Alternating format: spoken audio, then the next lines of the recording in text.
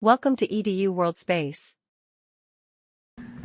In problem 72, we're given that we have a plant, which is the object, near a thin lens, and we're given a figure 34.72, and we're told that in this figure on the horizontal axis, each square is 2 centimeters long. Now, I've reproduced this figure and I have some additional things in here. But mine isn't exactly to scale. My black tick marks aren't 2 centimeters. They're not even equidistant. So my diagram isn't exactly as theirs is, but it'll have to do.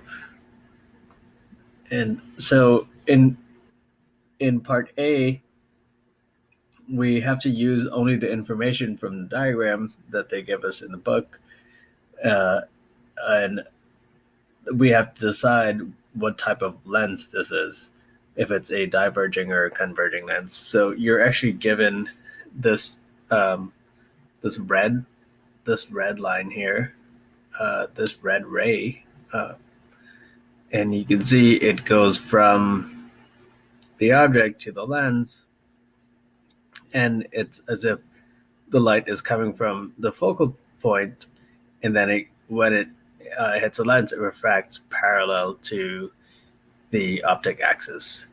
So this actually is indicative of a converging lens. It has this type of behavior, and you can look if you look in the section of the book where they talk about refraction, then you will see that they have these rules for the converging lenses. Now in part B, we're asked to find the focal length of the lens. Again, you can use the diagram, and if you just count the little squares that they give you, you find that the object is at 10 centimeters and the focal point is at 18 centimeters, which I have written over here. So part B, F is 18 centimeters.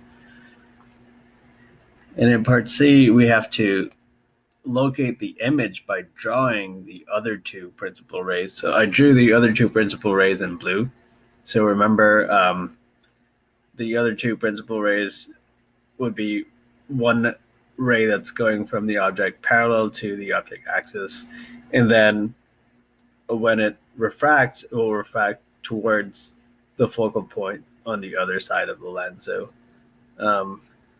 if this is F, and this one is F prime, or if you want to call this one F1 and F2, then the ray that's parallel to the optic axis will go through that point, F prime. And then another third ray is one that is going through the center of the lens here, and that will go through straight. It won't be bending in any way.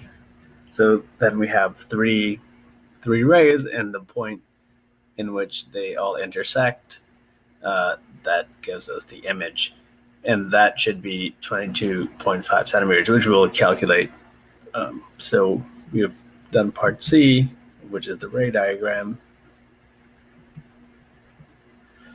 And now for part D, we'll use equation 34.17. No, 0.16, sorry. 34.16, which is 1 over S plus 1 over S prime is equal to 1 over F. We know S prime, and technically we know S, but let's solve it to make sure that the answer we get matches what we got when we drew the diagram.